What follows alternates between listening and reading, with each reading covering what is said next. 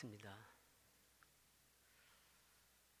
하나님께서 함께 하셔서 이곳 온누리 선교교회에 예정치 않게 이렇게 저를 불러주셨습니다. 이것 또한 하나님의 인도하시며 하나님의 은혜입니다. 아름다운 찬양대와 찬양 인도를 통해서 하나님 영광 받아 주옵소서. 오직 말씀을 통해서 주의 이름만, 주의 영광만 나타나게 하시고, 부족한 종은 십자가의 뒤에 감춰주시고 십자가의 사랑과 십자가의 은혜만 나타나는 시간이 되게 하여 주옵소서. 온전히 성령님께서 함께하셔서 성령의 임재함이 경험되는 이 시간이 되게 하여 주옵소서. 감사하며 예수님의 이름으로 기도드렸사옵나이다. 아멘.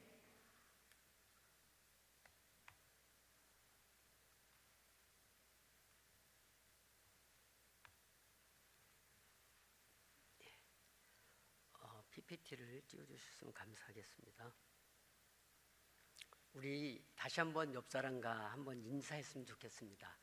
오늘 말씀의 제목처럼 끝까지, 마지막까지 사도 바울이 우리 7절에 읽은 것처럼 나의 달려갈 길을 마친 그 순간까지 갔던 것처럼 우리도 끝까지 마지막까지 아름다운 성도가 됩시다. 우리 옆 사람과 서로 인사를 나눴으면 좋겠습니다. 인사를 나누시겠습니다.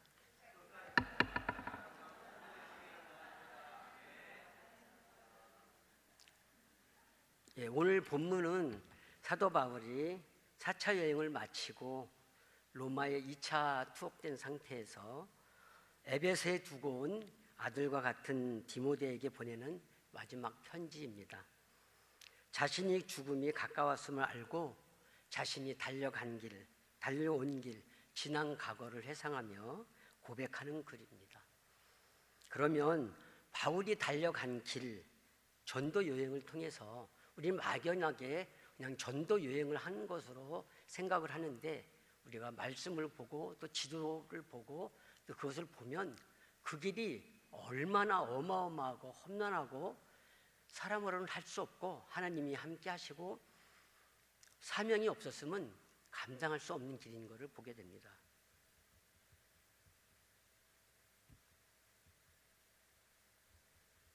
이제 1차 여행, 이 지도를 보면, 화살표 표시를 보면요, AD 47년부터 49년까지 약 2년간 2240km를 순회했습니다. 그리고 복음을 증거했습니다.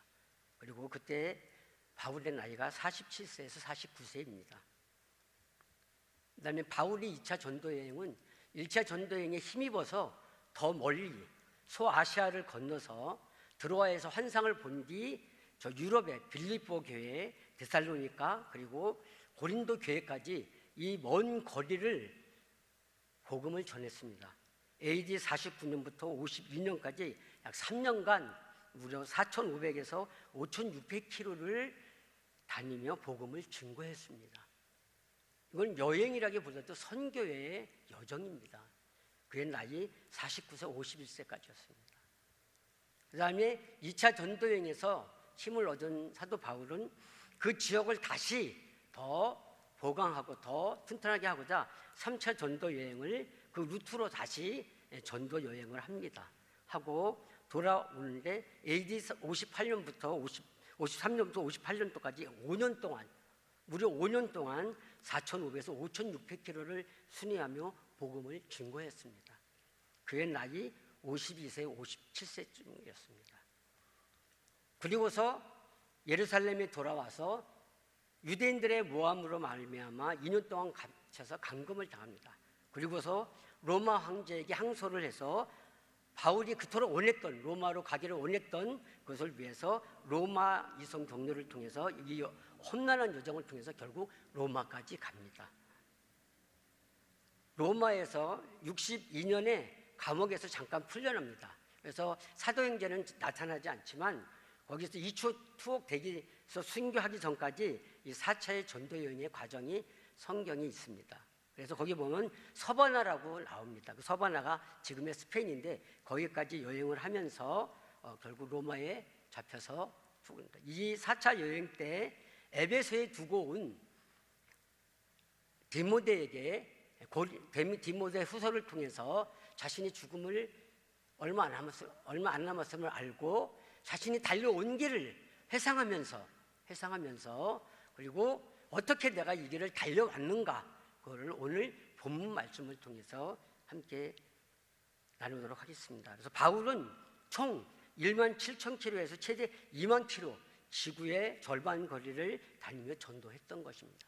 그래서 이거를 저는 여행이라기보다도 선교의 여정, 하나님의 사명을 받은 하나님의 선교 여정이다, 이렇게 보고 있습니다.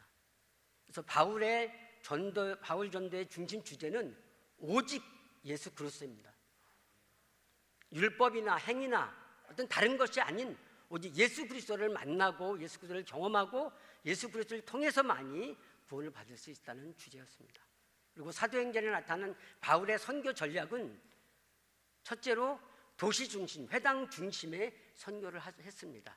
그래서 도시 중심에 먼저 여러분들이 잘 알고 있는 빌립보, 고린도, 갈라디아서 이런 것들이 다 도시였습니다. 큰 도시였습니다. 거기에 교회를 세우고 교회를 세울 뿐만이 아니라 그 속에서 사역자를 세워서 여러분들이 잘 알고 있는 디모데, 기도, 에바브로, 디도 같은 이 사역자를 세워서 이양을 해서 이들을 통해서 이 교회의 공동체를 운영할 수 있도록 했습니다. 그리고 마지막에 세 번째로는 동역자와 연합 선교를 했습니다. 결코 혼자 하지 않고 많은 성도들의 도움, 그리고 동역자를 바울과 실라라든지 이런 저기를 통해서 동역 선교를 했습니다. 그래서 그러면 바울이 어떻게 먼 여정의 길을 끝까지 달려갈 수 있었을까요? 오늘 본문 4장 7절을 통해서 디모데에게 얘기를 하고 있습니다. 내가 선한 싸움을 싸우고 나의 달려갈 길을 마치고 믿음을 지켰으니, 여기서 보면 선한 싸움과 달려갈 길을 연결해서 보면 이 달려갈 길이라는 원어가 드로몬인데, 이 드로몬이라는 말의 원어의 뜻은요 경주 코스라는 뜻입니다. 그래서 바울은 이 여정이 마라톤과 같이 긴 여정을 가는 거기에 비유해서 내가 이 마라톤의 이 긴 여정을 마지막까지 다 마치고 이제 하나님 예수 그리스도 앞에 가는 마지막 죽음의 여정이 앞에 서 있는 그 모습으로 디모데에게 고백을 하고 있는 것입니다. 그래서 이 말씀을 통해서 저희의 선교 사역을 한번 나눠보도록 하겠습니다. 그래서 바울이 죽음이 가까웠을 때 자신의 뒤를 돌아보면서 디모데에게 어떻게 사명을 감당해 왔는지를 마지막으로 고백하면, 첫 번째는 매일 선한 싸움을 했습니다. 자신과 싸움, 그리고 선교하는 과정 속에서 많은 핍박과 고난과 역경과 때로는 죽음에까지 이르는 그 과정들을 경험하면서도, 그러면서도 오직 그것을 끝까지 가야 되겠다는 달려갈 길을 포기하지 않고 목표를 향해서 끝까지, 그래서 달려갈 길을 마칠 때까지 내가 지금 와서 보니까 사도 바울이 제 나이와 비슷하게 65세, 66세에 순교하셨더라고요. 거기까지 와서 했는데 나는 믿음을 지키면서 왔다, 이렇게 봅니다. 그래서 저의 선교 사역에서도 이 말씀을 보면서 제가 작년에 새로운 사역을 하게 될 형편이 있었을 때 기도하고 있는 중에 이 말씀을 제가 한국에 있는 제 은사 목사님인 그 교회에서 한 목사님이 설교를 하는데, 하나님 어떻게 해야 됩니까 하는데 이 말씀을 제가 듣게 됐습니다. 그러면서 제게 이 말씀이 확 들어오면서, 아 그래, 나이를 탓하고 그리고 형편과 여건을 탓할 게 아니라 내가 말씀을 붙잡고 주님을 바라봐야지 내가 어떻게 포기하면서 여기서 좌절하고 할 수가 있냐, 이런 생각을 하면서 다시 시작하게 된 동기였습니다.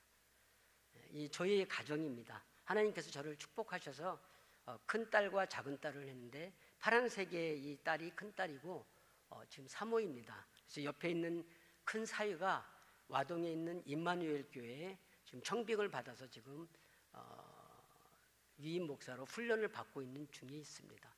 그리고 작은 딸은 작은 사이가 과학자인데 미국에서 지금 일하고 있습니다. 제가 선교 사역을 하고 있는 동안 하나님께서 다 책임져 주셔서 다 이렇게 하나님이 나에게 넘치게 부어주셔서 너는 너의 일만 해라, 나머지는 내가 책임진다, 이런 저기가 이 자녀들을 통해서 저에게 주고 계십니다. 선한 싸움을 마치고 싸우는 이 과정에 제가 첫 번째 했던 교회가 빈민촌 품질이라는 교회입니다. 전에 여기 제가 온누리교회 몇 년 전에 와서 설교했던 적이 있습니다. 그때 아마 했었던 그 부분인데, 그때 했던 그 선교 보고 이후에 이 품질의 교회가 이양을 했는데, 이양한 후에 저는 너무 걱정이 되고 근심을 했는데 하나님께서 어떻게 역사했는지 저에게 너무 생생하게 보여주셨어요. 여기 사진에 보면 캄보디아에서 순교한 선교사님 사진입니다. 근데 여기 화살표 표시에 있는 이 품질의 교회 윤영숙 선교사님이 이 품질의 교회를 세우시고 또 사역을 하셨습니다. 이 선교사님이 사역했던 이 교회가 이 푸놈펜 외곽에 있는 빈민촌 교회였습니다. 이 교회를 여기 사진에 나와 있는 이 모이 목사, 이 청년이 예수를 믿지 않은 상태에서 이 여선교사님의 통역을 맡고 있었습니다. 통역을 맡고 있었는데 이 청년이 어느 날 이 여 목사님이 다른 선교지에 가려고 차를 사서 첫날 가는 그 과정에 사고로 순교하시게 되었습니다. 그때 이 청년이 그 옆자리에 있었습니다. 근데 이 청년은 살아남았어요. 근데 이 청년이 그렇게 전에도 믿지 않더니 이 여목사님이 죽어가는 과정을 보면서 평소에 그렇게 말했던 예수님이 십자가에서 너를 위해 돌아가셨다는 그 말씀과 이 상황과 클로즈업이 된 겁니다. 나와 아무 상관이 없는 이 선교사님, 이 여자 목사님이 왜 여기서 죽어가고 있는가? 이 청년이 거기서 깨달았어요. 예수님을 만난 겁니다. 그래서 이 청년이 예수를 믿고 그리고 신학교를 가는데, 이 교회를 제가 1년 동안 동역했던 적이 있는데 유족들이 저희들에게 부탁을 해서 이 교회를 맡게 되었습니다. 그래서 이 청년을 약속을 했습니다. 첫째, 신학교를 졸업해서 목사 안수 받게 할 것. 두 번째는 결혼을 시켜서 교회에서 살게 할 것. 그리고 자립할 수 있는 여정까지 해줄 것. 그래서 제가 5년 6년 동안 이 청년과 같이 사역을 하면서 이 청년이 신학교를 졸업하고 안수를 받았습니다. 그리고 결혼을 하는 과정까지 오게 됐습니다. 그런데 제가 마지막 부분, 자립하는 부분을 도저히 못 놓겠습니다. 그래서 제가 막 못 놓고 있는데 하나님께서 내가 책임질 테니 너는 떠나라.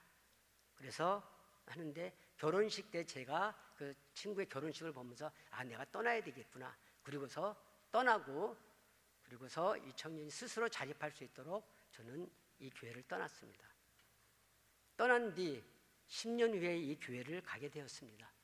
근데 갔는데 이 청년이, 이 모의 목사가 유치원부터 시작해서 유치원을 하면서 그 유치원 아이들이 자라니까 다른 학교 가면 불교를 배우니까 안 되겠다 싶어서 1학년, 2학년, 3학년 하면서 교회 자립을 이 아이들이 학비를 받아서 교회와 학교를 같이 운영하고 있었습니다. 그래서 이게 4학년 수업을 하고 있고요. 이게 1학년 수업을 하고 있었습니다. 그래서 이 학교가, 그리고 이 교회가 어린이 다음 세대를 키우면서, 그리고 제가 늘 꿈꿨던 기독교 학교를 통해서 아이들을, 다음 세대를 세워서 그리고 하는 그거를 보면서 너무 감사했어요.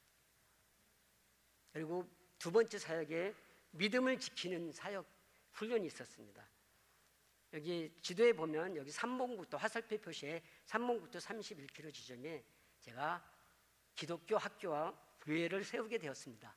세우게 된 동기는 캄보디아 호산 학교라는 유명한 학교 있는데, 그 전 여전도사님이 유치원부터 고등학교까지 13년 동안 이 아이들을 훈련시켜서 그 옆에 교회도 다니게 하면서 훈련시켰는데, 그 학교에 졸업식에 가게 됐습니다. 근데 그 졸업식을 하는데 이 아이들 중에서 13명이 거기서 고백하기를 나는 정순영 선교사, 엄마 선교사님을 통해서 예수님을 만났습니다. 그리고 예수님을 경험하고 그 속에서 자랐고 그 속에서 제가 하나님을 만났습니다. 그래서 저는 예수 그리스도를 위해서 헌신하고 일생을 바치고 목숨을 걸겠습니다. 그런 아이가 13명이나 나온 겁니다. 그래서 저에게 제가 고민이 뭐였냐면 교회를 하는데 주일만 오고 토요일만 오고 중간 교육만 하니까 나이 든 사람들은 변하지 않아요. 불교의 차이에서 저게 바뀌지는 않는 거예요. 청년에 봤더니 청년도 쉽지가 않아요. 안 되는 거예요. 근데 중고등부나 유치원 학생들은 너무 잘, 그래서 그래 이 사역을 했으면 좋겠다 기도하고 있는데 제가 헌은길 목사님과 만남이 있었습니다. 저희 사역 때문에. 근데 그 사건 이후에 저에게 하나님께서 이 학교를 할 수 있는 길을 열어주셨습니다. 그래서 이 학교를 하는데 1500평의 교회, 학교와 교회에 150평의 부지를 건축을 시작했는데 건축업자와 6개월 계약을 하고 선교회를 통해서 여기를 하는데 3개월쯤에 그 약속한 돈의 반밖에 안 오고 나머지는 오질 않는 거예요. 그래서 이 학교를 짓는데 학교 뼈대는 세웠는데 지붕을 세우지 못하고 있는 상황이었습니다. 근데 그때 우기철이 와서 비는 매일 오고 이건 건물은 다 무너지게 생겼고 매일 가서 울면서 눈물로 기도하면서 하나님의 말씀대로 제가 진행하고 있습니다. 근데 왜 이런 상황이 옵니까? 하나님의 뜻을 보여주십시오. 그러는데 업자가 와서 지붕을 덮자는 겁니다. 자기가 저거 할 테니까 3만 불을 이 2달 안에 주면 자기가 책임지고 해주겠다.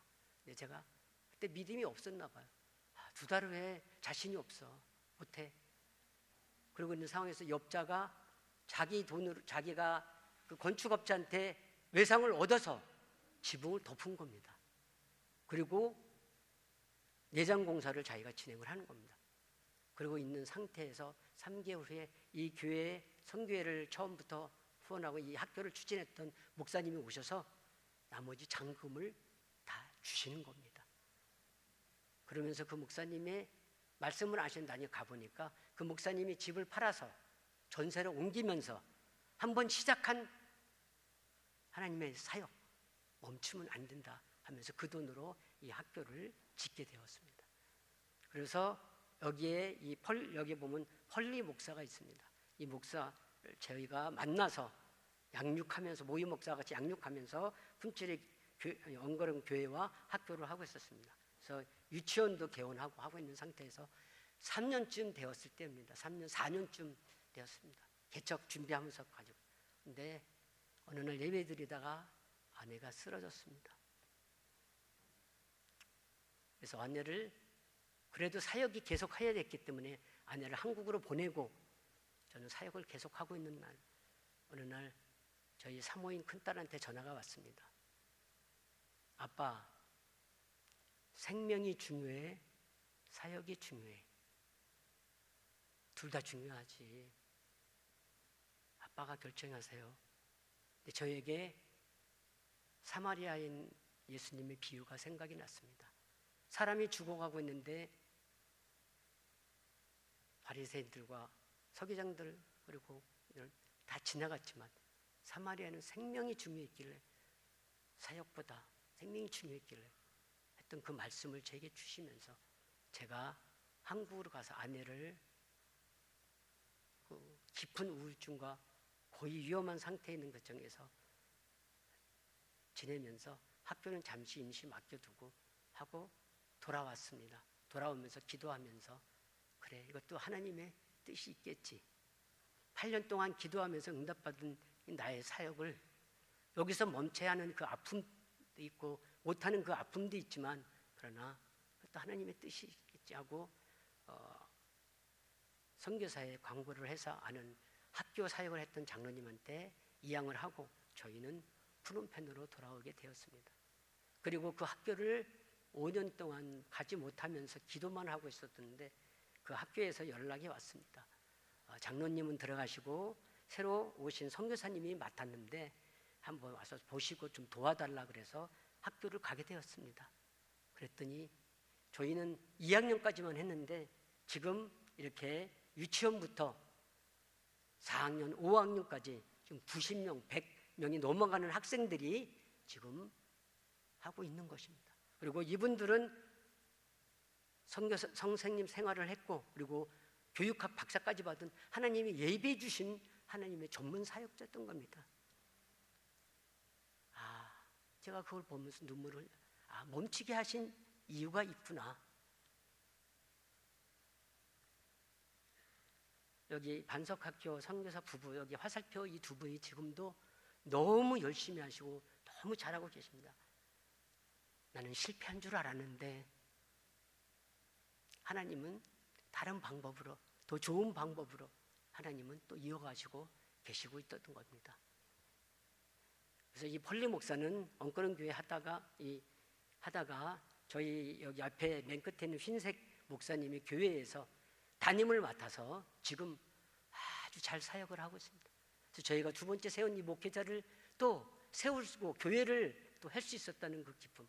오늘은 목사님의 말씀처럼 교회를 세우고 교회의 사역자를 세우는 것이 가장 축복된 그 말씀을 들을 때 나는 실패한 줄 알았습니다.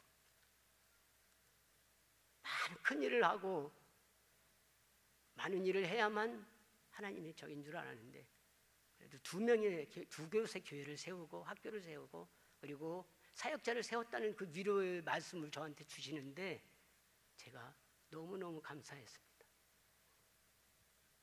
그리고서 푸놈펜에 와서 아까 왼쪽에 있던 그 선교사님이 두 군데 사역을 하는데 내가 이 판자촌 희망교회를 하고 있는데 너무 힘들어서 나이가 70세가 넘으셨습니다. 못하니까 네가 좀 대신 좀 맡아주겠니? 교회가 너무 조그매서 미안하긴 하지만 네가 맡아주겠니? 하시면서 맡기길래 이것도 하나님의 인도하신 줄 알고요. 이 판자촌 다시 빈민촌 지역으로 다시 또 온 겁니다. 그래서 이 교회를 맡게 되었습니다. 그러면서 이 판자촌 교회에서 30명의 아이들과 15명의 성도들을 양육하면서 교회를 하고 있었습니다. 그러면서 이 컴퓨터 교실 성경 공부 하면서 전도를 하면서 이 사역을 하고 있었습니다. 근데 이 교회가 2년 있으면 재개발이 돼서 교회가 없어지는 상황이 되어 있었습니다. 작년에. 그래서 저거 하고 있는데 마지막 하나님께서 저에게 이제는 몸도 힘들고 저기도 힘든데 어떻게 해야 되나 하고 있는 상황에서 하나님께서 또 다시 코로나가 끝나고 시작되는 시점에서 파송교회도 중단됐고 후원도 많은 50% 이상이 중단돼서 이제는 그냥 이 사역만 하면서 마무리해야지 뭘 더 해 이러는 상황 중에서 은퇴하는 장로님이 이 여기에 보는 오봉국도 깜봉친항에 교회를 많이 지으셨습니다. 근데 그 교회를 이제 은퇴하게 돼서 본인이 감당할 수가 없으니까 선교사님들한테 이렇게 부탁을 하는데 저희한테도 여기 교회를 맡아달라고 막 사정을 하는 거예요. 제가 기도해 보겠습니다 하면서 그 교회를 일단 기도하다가 가보게 되었습니다. 이 교회를 보고 그리고 가는 길에 센터를 보게 되었습니다. 그 장로님이 그 센터에서 그 깜봉춘향에 있는 많은 사역자들을 해다가 신학교식으로 이렇게 재교육을 하고 있었던 겁니다. 근데 이제 너무 힘들고 어려워서 못하고 있는지 3년, 4년이 돼서 센터가 비어 있었고 그리고 중단된 상태였습니다. 근데 그 센터를 보는데 하나님께서 제게 막 감동을 주시는 거예요. 저는 못합니다. 제 재정과 제 건강과 제 여러 가지 형편으로 저를 못합니다. 그러고 있는데 오늘 이 말씀을 주시면서 사도 바울 같이 선한 싸움을 싸우고 힘들고 어려운 상황에서도 달려갈 길을 마칠 때까지 믿음을 제게 믿음을 요구하십니다. 믿음을 요구해요. 끝까지요. 그래서 이 깜봉친항 교회에 가서 이 푸른펜 있는 그 빈민촌 교회는 다른 선교사님한테 이양을 하고 그리고 이 교회를 맡게 되었습니다. 이것은 전적으로 제 의지와 어떤 무엇도 아닌 하나님의 인도함 가운데 가서 예배를 드리면서 하나님이 이렇게 부르신 이유가 있구나 하면서 여기 이 교회 사역자 부부가 이 친구가 신학교를 안 나오고 성경학교만 나온 상태에서 사역을 하고 있었던 겁니다. 그래서 하나님이 이 친구를 다시 나에게 다시 맡겨서 바른 목회자로 세워서 교회를 맡게 하고 마지막 제가 보니까 은퇴한 장로님이 80이더라고요. 제가 지금 65세인데 이제 아주 15년이나 남아있더라고요. 나는 노인이라고 생각을 했는데 그 장로님에 비하면 아직 15년이나 남아있더라고요. 그 15년을 채우라는 말씀으로 제게 다가오는 거예요. 그래서 이 사역자를 위해서 지금 신학교 교육을 시키는데 지도하고 있습니다. 이것들을 훈련시킬 수 있는 펀드와 또 비용들이 충당되게 해달라고 기도하고 있습니다. 그러면서 제가 5년 동안 뒤돌아보니까 캄보디아 목회자 재교육에 제가 헌신했던 적이 있더라고요. 그래서 그거를 다시 돌이키면서 이렇게 목회자들을 5년 동안 이 성경학교만 나오고 바르게 이 신학을 공부하지 못한 이들을 훈련시켜서 어떻게든 바른 목회자로 세워야겠다는 이 훈련의 5년 기간들이 있더라고요. 이때가 생각이 난 거예요. 그래서 제가 받은 이 깜뽕 친양에 보니까 교회가 있고 사역자만 400여 명이더라고요. 제게 이게 도전을 주시는 거예요. 그러면서 이 센터를 제게 하라는 거예요. 그래서 이 센터가 4만 불에 나와 있던 거였습니다. 주님, 저는 한 푼도 없어요. 제가 이걸 뭐 어떻게 합니까? 그리고서 기도하고 있는데 전에 알고 있던 한 저기에서 1,000만 원이 오고 그리고 저를 도와주고 아끼던 그분들이 어떻게 소식을 알고 나머지에서 10,000불에 기적같이 계약을 했습니다. 그리고서 이 목회자 훈련 센터를 보면서 이 센터가 캄보디아에 보면 프놈펜 신학교가 있습니다.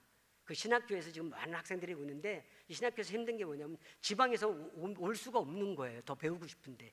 그래서 캄보디아 장로 신학교에서 여기 파란색에 있는 시엠립 주에다가 시엠립 분교를 만들었습니다. 이번에 하나님께서. 그래서 이쪽에 신학생들을 훈련시키기 시작했습니다. 그러면서 저에게 비전을 주기를 그러면 이 먼 데 있으니까 중간 지점에 우리 깜뽕 춘향에도 분교가 하나 있어야 되지 않겠냐.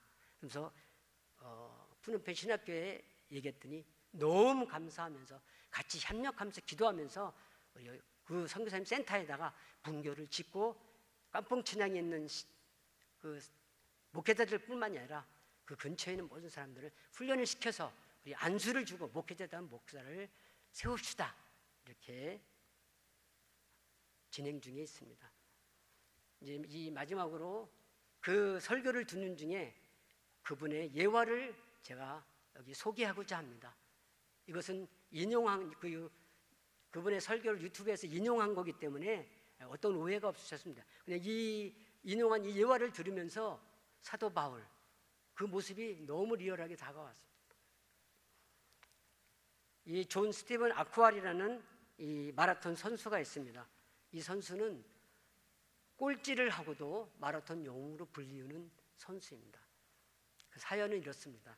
1968년 멕시코 올림픽 마라톤 대회에서 아프리카 탄자니아 선수로 출전을 하는데 출전했다가 꼴찌를 합니다. 그런데 사람들은 그를 진정한 올림픽 영웅이라고 생각을 합니다. 그 이유는 마라톤에서 많은 선수들이 출발선에서 출발을 했습니다. 그런데 사람들이 그만 엉키고 부딪히고 하다가 다리가 엉켜서 이 아쿠아 선수가 넘어지고 맙니다.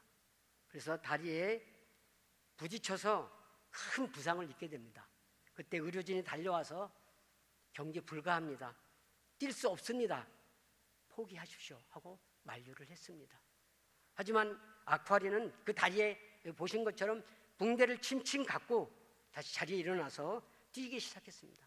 다리가 다쳤으니 제대로 뛸 수 있겠습니까? 뛰다가 걷다가 반복하면서 그는 중단하지 않았습니다. 그리고 달리기를 끝까지 감당해냅니다. 그리고 부상 상태로 끝까지 달려서 있을 상태가 많은 사람들이 다 결승을 통과하고 마라톤 시상식까지 다 끝난 상황이었습니다. 그런데 그 상황에 이 아쿠아리가 그 메인 스타디움에 등장을 합니다. 다리에 붕대를 감은 채 쩔뚝쩔뚝 거리면서 외로이 홀로 마지막 그 경기장 트랙을 뛰기 시작합니다. 그러면서 꼬린점을 향해 뛰기 시작하는 이 아쿠아리움. 이미 많은 사람들이 스타디움을 빠져나갔고 몇몇 남지 않은 상황 속에서 이 아쿠아리움 홀로 그 경주를 끝까지 달려서 마치게 됩니다. 이 꼬린점을 지나는 아쿠아리움입니다. 그래서 이 아쿠아리움을 보면서 많은 사람들이 100년 올림픽사에 가장 아름다운 순간이었다, 가장 위대한 꼴찌였다라고 이야기를 했습니다. 경기가 다 끝난 후 몇몇 기자들이 이 아쿠아리움에서 묻습니다. 인터뷰를 하는 거죠. 당신은 꼴찌인 줄 알면서 왜 다리를 다쳤는데도 그렇게 힘든 이 경기를 끝까지 그렇게 달렸습니까? 물었습니다. 그때 여기에 나온 저희와 같이 아쿠아리오가 한 유명한 말이 이겁니다. 내 조국은 올림픽에서 출발하라고 보낸 것이 아니라 나를 멕시코로 보낸 것이 아니고 완주하라고 나를 여기에 보낸 것입니다. 이 말이 나에게 너무 충격으로 온 거예요. 그 아프리카 탄자니아에서 이 한 선수를 멕시코까지 보내려면 가난한 나라가 얼마나 힘들었겠습니까? 이 아쿠아리오는 그걸 안 거죠. 아무도 박수 쳐주지 않는 꼴찌, 혼자의 외로운 경기였지만 그는 그래도 끝까지 조국의 보냄 앞에서 자신의 사명을 감당했던 겁니다. 세월이 흘러서 40년이 지난 2008년대에 사람들은 이 아쿠아리를 기억하고 다시 그를 소환해냈습니다. 그래서 2008년 베이징 올림픽에서 성화봉송 주자로 그를 달리게 했습니다. 40년이 지났지만 그 꼴찌였던 아쿠아리를 사람들은 진정한 올림픽 영웅으로 기억했다는 거죠.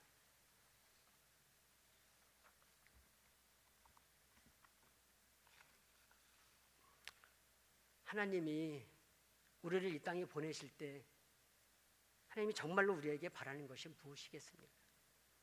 우리 인생의 경주를, 우리 신앙의 경주를 그저 출발하라고 보낸 것이 아니라 아무리 힘들고 중간에 넘어지고 자빠지고 피가 나고 다리에 붕대를 감아는 상황 속에서 온다 할지라도 완주를 한 이 아쿠아리오와 같이 세상에 이 선수들도 이러하는데 하물며 하나님의 사명을 받은 우리 성도들이 그리고 선교사가 제가 어떻게 해야 되겠습니까?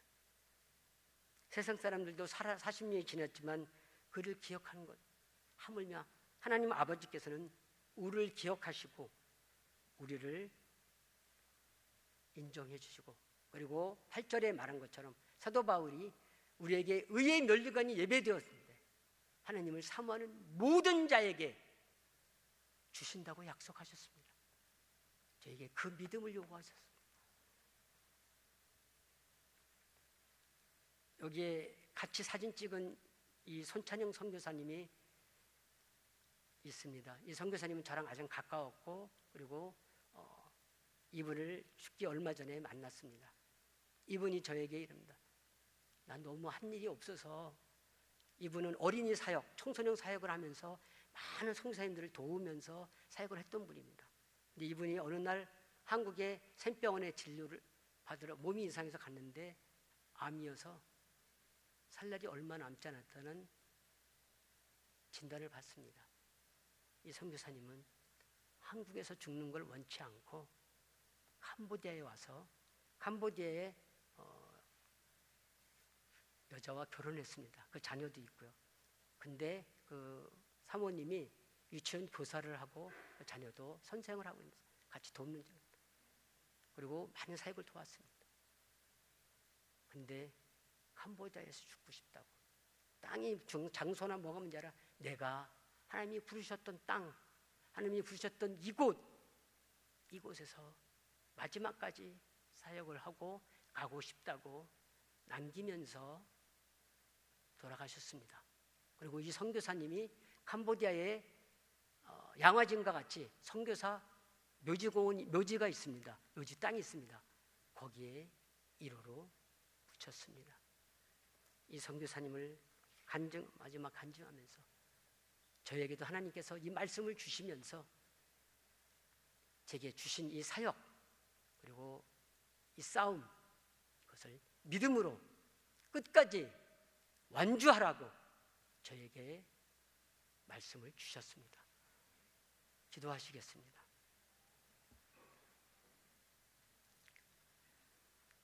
생명과 마음 되신 주님, 우리 성도님들이 선교지와 보다 더 어려운 이 한국의 땅에서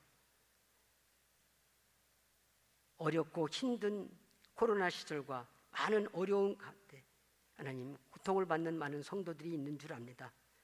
주님, 그러나 오늘의 사도 바울의 아버지 당부와 같이 저희들의 이 믿음의 싸움들, 주님 선한 싸움을 끝까지 싸우고 주님 달려갈 길을 마칠 때까지 어떤 어려운 상황이 있을지라도 하나님의 말씀을 의지하면서 사도 바울과 같이 나의 달려갈 길을 마쳤다는 그 고백과 같이 끝까지 아름다운 성도로 하나님 믿음을 지키며 완주할 수 있는 저희들이 성도들이 되게 하여 주옵소서.